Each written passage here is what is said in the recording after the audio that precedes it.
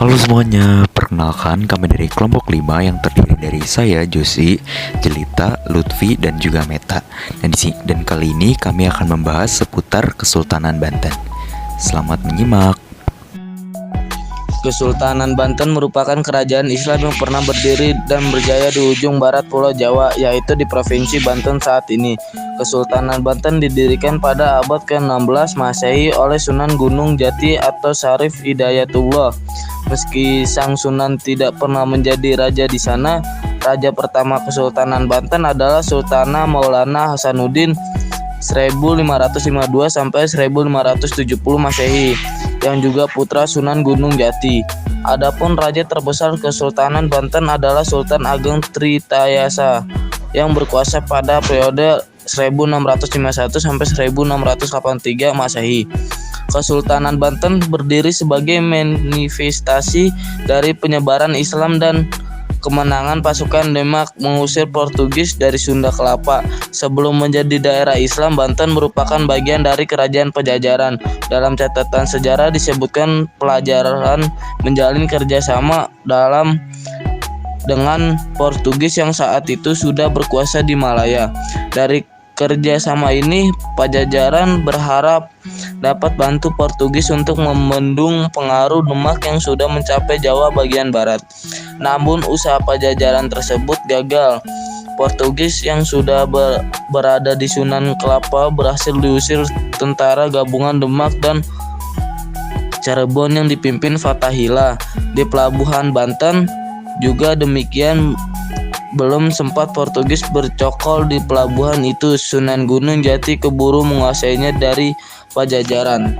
Dorong Kerajaan Banten. Kerajaan Banten berhasil mencapai puncak kejayaan pada masa pemerintahan Sultan Ageng Tirtayasa. Beberapa hal yang dilakukan untuk memajukan Kesultanan Banten diantaranya sebagai berikut: memajukan wilayah perdagangan Banten hingga ke bagian selatan Pulau Sumatera dan Kalimantan Banten. Dijadikan tempat perdagangan internasional yang memertukan pedagang lokal dengan pedagang Eropa. Memajukan pendidikan dan kebudayaan Islam, melakukan modernisasi bangun keraton dengan bantuan arsitektur Lukas Kardil, membangun armada laut untuk melindungi perdagangan dari kerajaan lain, dan serangan pasukan Eropa. Selain itu, Sultan Ageng Tirtayasa dikenal sebagai raja yang gigih menantang pendudukan VOC di Indonesia. Di bawah kekuasaannya, kekuatan politik dan Angkatan Perang Banten maju pesat. Kemunduran Kerajaan Banten. Kegigihan Sultan Ageng Tirtayasa dalam melawan VOC mendorong Belanda melakukan politik adu domba. Politik adu domba ditujukan kepada Sultan Ageng Tirtayasa dengan putranya, Sultan Haji, yang kala itu sedang terlibat konflik. Siasat VOC pun berhasil, hingga Sultan Haji mau bekerja sama dengan Belanda demi meruntuhkan kekuasaan ayahnya.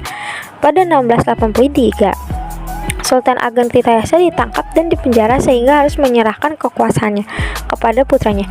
Penangkapan Sultan Ageng Tirtayasa menjadi tanda berkibarnya kekuatan VOC di Banten. Meskipun Sultan Abu Nasar Abdul Qahar atau Sultan Haji diangkat menjadi raja, tetapi pengangkatan tersebut disertai beberapa persyaratan yang tertuang dalam Perjanjian Banten. Sejak saat itu, Kesultanan Banten tidak lagi memiliki kedaulatan dan penderitaan rakyat semakin berat. Dengan kondisi demikian, sangat wajar apabila masa pemerintahan Sultan Haji dan sultan-sultan setelahnya terus diwarnai banyak kerusuhan, pemberontakan, dan kekacauan di segala bidang.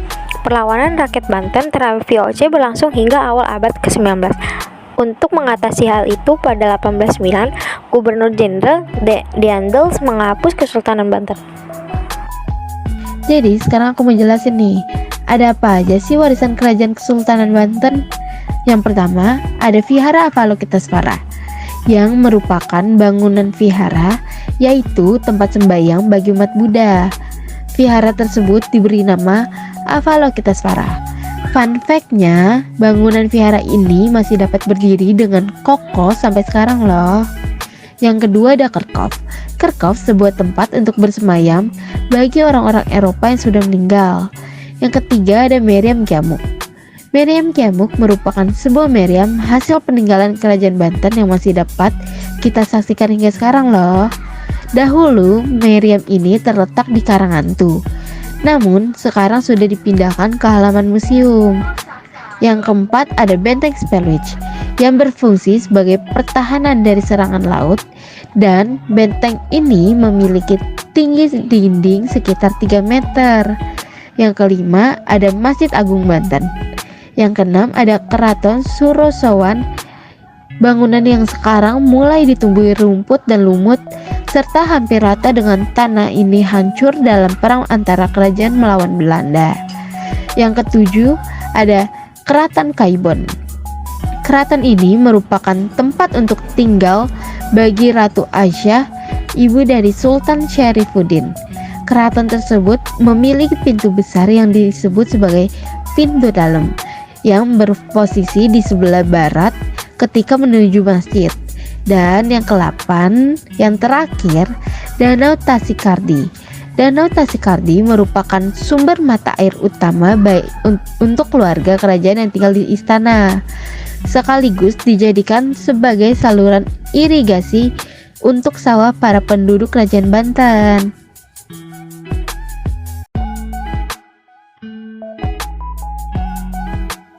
Sekarang aku mau ngasih tau nih sedikit hal yang menarik dari Kerajaan Kesultanan Banten. Yang pertama ada asal-usul Kerajaan Banten. Yang kedua, kejayaan Kerajaan Banten yang luar biasa. Yang ketiga, Sultan Banten memberikan bantuan kepada Amerika. Yang keempat, ada perang saudara yang merontokkan Banten. Yang kelima atau yang terakhir, jejak napas terakhir Kerajaan Banten. Gimana? Cukup menarik kan? Sekian dari kami, mohon maaf bila ada salah kata. Terima kasih.